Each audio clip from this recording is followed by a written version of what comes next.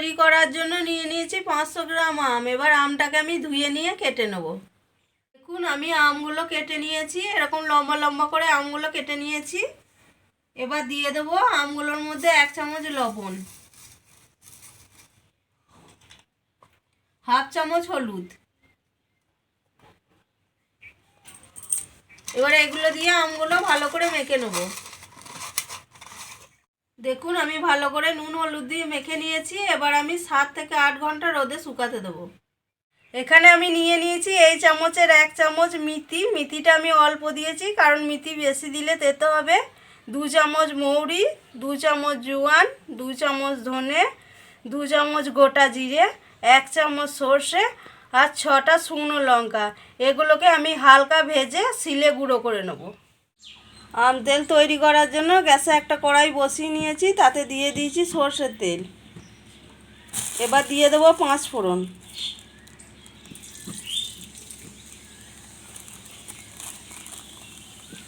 একটা শুকনো লঙ্কা। এবার এটাকে ভালো করে গরম হতে দেবো। তেল গরম হয়ে গেছে, এবার এতে দিয়ে দেবো আরও সর্ষের তেল।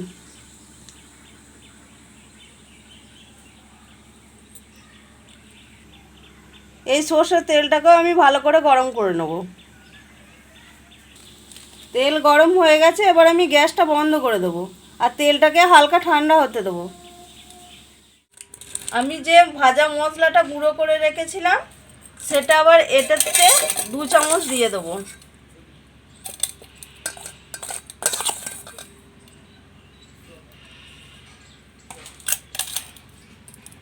এবার যে গরম তেলটা আছে এই তেলটা মশলার মধ্যে দিয়ে দেবো।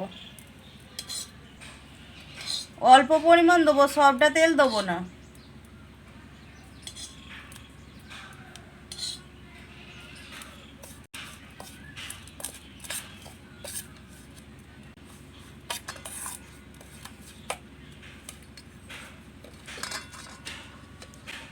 এবার এই আমগুলো যে আমি শুকিয়ে রেখেছিলাম 7 ঘন্টা, সেই আমগুলো এতে দিয়ে দেবো।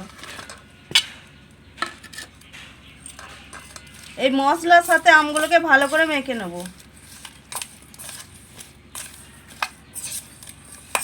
আমি মশলাগুলোর সাথে আমগুলো ভালো করে মাখিয়ে নিয়েছি। এবার যে গরম তেলটা আমি এই কড়াইয়ের মধ্যে রেখেছিলাম এটা এর মধ্যে দিয়ে দেবো।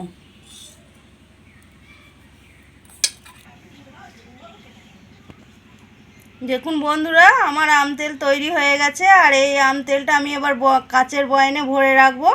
আর কাচের বয়ানে ভরে যদি মাঝে মাঝে রোদ দেওয়া হয় তাহলে 1 বছর পর্যন্ত এটাকে রেখে খাওয়া যেতে পারে। আপনারা অবশ্যই এই আম তেলের রেসিপিটি বানিয়ে দেখবেন। আর ভালো লাগলে আমাকে একটা লাইক শেয়ার সাবস্ক্রাইব করবেন।